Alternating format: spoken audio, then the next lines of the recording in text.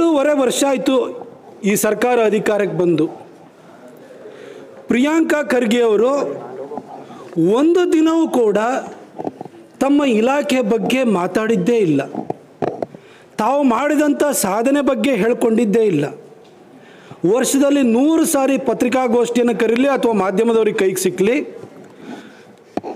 B J ಪಿಯನ್ನು ಬೈಯುವಂಥದ್ದು, B J P ದಲಿತ ವಿರೋಧಿ ಅಂತ ಹೇಳೋದು, ಬಿ ಜೆ ಪಿ ಸಂವಿಧಾನ ವಿರೋಧಿ ಅಂತ ಹೇಳೋದು, ಅಂಬೇಡ್ಕರ್ ಹೆಸರನ್ನು ಹೇಳಿಕೊಂಡು ಬಿ ಜೆ ಪಿಯನ್ನು ಹೀಗಳೆಯುವಂಥದ್ದು, RSS ಬಗ್ಗೆ ಅವಾಚ್ಯ ಶಬ್ದಗಳಿಂದ ನಿಲ್ಲಿಸುವಂಥದ್ದು. ಇದು ಬಿಟ್ಟರೆ ಇನ್ನೇನು ಕೂಡ ಅವರ ಬಾಯಿಂದ ಹೊರಗಡೆ ಬರಲ್ಲ.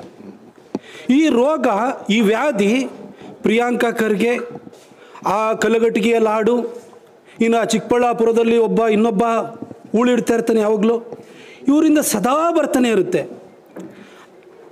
ಆದರೆ ನಾನು ಪ್ರಿಯಾಂಕಾ ಖರ್ಗೆ ಅವರಿಗೆ ನಾನು ಕೇಳಲಿಕ್ಕೆ ಬಯಸ್ತೇನೆ, ಪ್ರಿಯಾಂಕಾ ಖರ್ಗೆ ಅವರೇ ನಿಮಗೆ ಏನಾಗಿದೆ? IT-BT ಅಂತ ಖಾತೆನ ಕೊಟ್ಟಿದ್ರು ಕೂಡ ನಿಮ್ಮ ಖಾತೆನ ಹೊರತಾಗಿ ಬೇರೆದನ್ನೇ ಮಾತಾಡ್ತಿರ್ತಿರಲ್ಲ, ಏನಾಗಿದೆ ಸರ್ ನಿಮಗೆ? ಆ ಸದನದಲ್ಲಿ ಅಧಿವೇಶನ ನಡೀತಾ ಇತ್ತು ಅಂತಂದರೆ ಡಾಕ್ಟರ್ ಅಶ್ವಥ್ ನಾರಾಯಣ ಅವರು ಹೇಳಿದಾಗೆ ನೀವು ಪ್ರತಿಯೊಬ್ಬರು ಮಾತಾಡೋಕ್ಕೆ ಎದ್ದಾಗ್ಲೂ ಕೂಡ ಮಧ್ಯದಲ್ಲಿ ಬಾಯಿ ಹಾಕಿ ಪೈಲ್ಸ್ ಪ್ರಿಯಾಂಕಾ ಆಗೋಗ್ಬಿಡ್ತೀರಿ. ಅಧಿವೇಶನ ಮುಗಿದಾದ ನಂತರ ಪ್ರತಿನಿತ್ಯನೂ ಕೂಡ ಬೊಬ್ಬೆ ಹೊಡಿತಾ ಕೂಗುಮಾರಿ ಪ್ರಿಯಾಂಕಾ ಆಗ್ಬಿಡ್ತೀರಿ, ಕೂಗುಮಾರಿ ಖರ್ಗೆ ಆಗೋಗ್ಬಿಡ್ತೀರಿ. ನೀವು ಸದನದೊಳಗಡೆ ಪೈಲ್ಸ್ ಪ್ರಿಯಾಂಕಾ, ಹೊರಗಡೆ ಬಂದರೆ ಕೂಗುಮಾರಿ ಖರ್ಗೆ ಆಗ್ತೀರಿ. ಯಾಕೆ ಸರ್? ಸರ್ ಏನು ಸರ್ ನೀವು RSSನ್ನು ಬ್ಯಾನ್ ಮಾಡ್ತೀರಿ ಅಂತ? ಸರ್ ನೀವು ಯಾರ ಮಗಳ ಹೆಸರಿಟ್ಕೊಂಡಿದ್ದೀರಲ್ಲ, ಆ ರಾಜೀವ್ ಗಾಂಧಿನೂ ಕೂಡ ಈ ದೇಶವನ್ನು ಆಳಿದ್ರು, ಅವ್ರ ಕೈಲೂ ಬ್ಯಾನ್ ಮಾಡೋಕ್ಕಾಗಲಿಲ್ಲ. ಆ ರಾಜೀವ್ ಗಾಂಧಿಯನ್ನು ಹೆತ್ತಂತಹ ಇಂದಿರಾ ಗಾಂಧಿ 16 ವರ್ಷ ದೇಶ ಆಳಿದ್ರು, ಅವರು ಬ್ಯಾನ್ ಮಾಡಿದರು. ಆದರೆ ಅಧಿಕಾರವನ್ನೇ ಕಳ್ಕೊಳ್ಬೇಕಾಗಿ ಬಂತು. RSS ಮಾತ್ರ ನಿರಂತರವಾಗಿ ತನ್ನ ಸಮಾಜ ಸೇವೆಯನ್ನು ಮುಂದುವರಿಸ್ತಾ ಹೋಯಿತು. ಆ ಇಂದಿರಾ ಗಾಂಧಿಗೆ ಜನ್ಮ ಕೊಟ್ಟಂತಹ ನೆಹರು ಕೂಡ ದೇಶವನ್ನು 17 ವರ್ಷ ಆಳಿದರು. ಅವರು ಕೂಡ ಒಂದು ಸರಿ ಬ್ಯಾನ್ ಮಾಡಿ ಕೊನೆಗೆ ಆ ಬ್ಯಾನನ್ನು ವಾಪಸ್ ತೆಗೆದುಕೊಳ್ಬೇಕಾದಂಥ ಅನಿವಾರ್ಯ ಸ್ಥಿತಿ. 1962 ಚೀನಾ ಯುದ್ಧದ ನಂತರ RSSನ ಸೇವೆಯನ್ನು ನೋಡಿ ಶ್ಲಾಘನೆ ಮಾಡಬೇಕಾದಂಥ ಅನಿವಾರ್ಯತೆ ಬಂತು. ನೀವು ಹಾಗಿರುವಾಗ ನೆಹರು ಅವರ ಮರಿಮಗಳ ಹೆಸರನ್ನು ಇಟ್ಕೊಂಡಿರುವಂಥ ನೀವೇನು ಸರ್ ಮಾಡ್ತೀರಿ? ನೀವು ನಿಮ್ಮ ಹೆಸರಲ್ಲೂ ಸ್ವಂತತೆ ಇಲ್ಲ. ಆ ಖರ್ಗೆ ಅನ್ನೋದು ನಿಮ್ಮ ತಂದೆಯಿಂದ ಬಂದಿರುವಂಥ ಬಳುವಳಿ. ನಿಮ್ಮದು ಅಂತ ಏನಿದೆ ಸರ್? ಏನು ಸಾಧನೆ ಇದೆ ಸರ್? ಹೆಸರಲ್ಲೂ ಸ್ವಂತತೆ ಇಲ್ಲ, ಹೇಳಿಕೊಳ್ಳುವಂಥ ಸಾಧನೆ ಇಲ್ಲ, ಒಳ್ಳೆಯ ವರ್ತನೆಯೂ ಕೂಡ ಇಲ್ವಲ್ಲ ಸರ್ ನೀವು?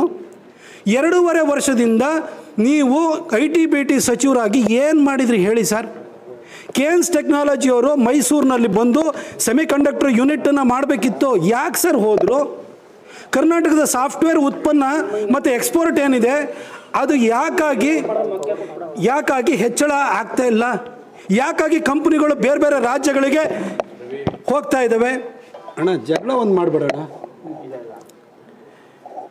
ಯಾಕಾಗಿ ಹೊರಗಡೆ ಹೋಗ್ತಾ ಇದ್ದಾರೆ ಸರ್? 2.5 ವರ್ಷದಲ್ಲಿ ನಿಮ್ಮ ಖಾತೆಯಲ್ಲಿ ಏನು ಕಡ್ದು ದಬಾಕಿದಿರಿ ಹೇಳಿ ಸರ್? ಸರ್ RSSನ್ನು ಬ್ಯಾನ್ ಮಾಡಬೇಕು ಅಂತ ಹೇಳ್ತಿರಲ್ಲ, ಯಾಕೆ ಮಾಡ್ಬೇಕು ಹೇಳಿ ಸರ್?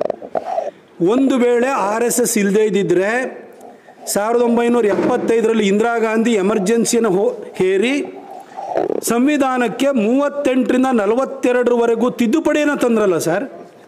ಒಂದು ವೇಳೆ ಆ ತಿದ್ದುಪಡಿಗಳ ವಿರುದ್ಧವಾಗಿ RSSನ ಸಾವಿರಾರು ಜನ ಕಾರ್ಯಕರ್ತರು ಹೋರಾಟವನ್ನು ಮಾಡಿ 1977ರಲ್ಲಿ ಇಂದಿರಾ ಗಾಂಧಿ ಸರ್ಕಾರವನ್ನು ತೊಲಗಿಸಿ ಜನತಾ ಸರ್ಕಾರ ಬಂದು RSSಸು ತನ್ನ ಹೊಕ್ಕುಳು ಬಳ್ಳಿಯಾಗಿದ್ದಂತಹ ಜನಸಂಘವನ್ನು ಜನತಾ ಪರಿವಾರದ ಜೊತೆ ಸಂವಿಧಾನವನ್ನು ಉಳಿಸೋದಕ್ಕೋಸ್ಕರವಾಗಿ ಮರ್ಜ್ ಮಾಡಿ ಸರ್ಕಾರ ಅಧಿಕಾರಕ್ಕೆ ಬಂದಾದ ನಂತರ ಅಷ್ಟೂ ತಿದ್ದುಪಡಿಗಳನ್ನು ತೆಗೆದುಹಾಕಿ 1971ರಲ್ಲಿ ತಂದಂತಹ ಮೇಂಟೆನೆನ್ಸ್ ಆಫ್ ಇಂಟರ್ನಲ್ ಸೆಕ್ಯೂರಿಟಿ ಆ್ಯಕ್ಟನ್ನು ಕೂಡ 1978ರಲ್ಲಿ ತೆಗೆದುಹಾಕಿ ಅಂಬೇಡ್ಕರ್ ಬರೆದಿರುವಂಥ ಸಂವಿಧಾನವನ್ನು ಪುನರ್ಸ್ಥಾಪನೆಯನ್ನು ಮಾಡಿ ಈ ದೇಶಕ್ಕೆ ಅಂಬೇಡ್ಕರ್ ಸಂವಿಧಾನವನ್ನು ವಾಪಸ್ ಕೊಟ್ಟು ಅಧಿಕಾರವನ್ನು ಕೊಡಲಿಲ್ಲ ಅಂದಿದ್ದರೆ ಇವತ್ತು ನೀವು ಕೈಯಲ್ಲಿ ಹಿಡ್ಕೊಂಡು ನಿಮ್ಮ ರಾಹುಲ್ ಗಾಂಧಿ ಅಲ್ಲಾಡಿಸ್ತಿದ್ರಲ್ಲ, ಆ ಸಂವಿಧಾನ ಇಂದಿರಾ ಗಾಂಧಿ ಸಂವಿಧಾನ ಆಗಿರ್ತೈತೆ ಹೊರತು ಬಾಬಾ ಸಾಹೇಬ್ ಅಂಬೇಡ್ಕರ್ ಬರೆದಂಥ ಸಂವಿಧಾನ ಆಗಿರ್ತಿರಲಿಲ್ಲ. ಆ ಕಾರಣಕ್ಕೋಸ್ಕರ RSSನ ದ್ವೇಷ ಮಾಡ್ತಿದ್ದೀರಾ? ಇದೇ ನಿಮ್ಮ ಅಂಬೇಡ್ಕರ್ ನಿಷ್ಠೆ? ಇವತ್ತು ಅಂಬೇಡ್ಕರ್ ಅವರು ಬರೆದಿರುವಂತಹ ಸಂವಿಧಾನ ಸೋಷಿಯಲಿಸ್ಟ್ ಆ್ಯಂಡ್ ಸೆಕ್ಯುಲರ್ ಎರಡು ಪದಗಳನ್ನು ಹೊರತಾಗಿ ಮೂಲ ಸ್ವರೂಪದಲ್ಲಿ ಇವತ್ತು ಇಡೀ ದೇಶದ ಜನಕ್ಕೆ ರಕ್ಷಣೆಯನ್ನು ಕೊಡ್ತಾ ಇದ್ರೆ ಅದಕ್ಕೆ RSS ದೊಡ್ಡ ಹೋರಾಟ ಇದೆ. ಈ ಹೋರಾಟ ಮಾಡಿದ್ದಕ್ಕೋಸ್ಕರ RSSನ ಬ್ಯಾನ್ ಮಾಡಬೇಕು ಅಂತ ಹೇಳ್ತಿದ್ರ ಸರ್? ಆ ಕಲಬುರ್ಗಿನ ಹೋಗಿ ಅವಸ್ಥೆ ನೋಡಿ ಸರ್. ನಿಮ್ಮ ಅಪ್ಪನ ಸರಿ ಗೆಲ್ಸಿದ್ರು, ಈಗೇನೋ ಸ್ಮಾರ್ಟ್ ಸಿಟಿ ಮಾಡ್ತೀರಂತೆ. ಸ್ಮಾರ್ಟ್ ಸಿಟಿ ಎಲ್ಲ 1 ಗಂಟೆ ಮಳೆ ಹೊಡೀತು ಅಂತಂದರೆ ಕಲಬುರ್ಗಿ ರಸ್ತೆಗಳು ಜಲಾನಯನ ಪ್ರದೇಶಗಳಾಗಿ ಹೋಗಿರ್ತವೆ, ರಸ್ತೆನಲ್ಲಿ ನೀರು ಹರಿತಾ ಇರ್ತದೆ.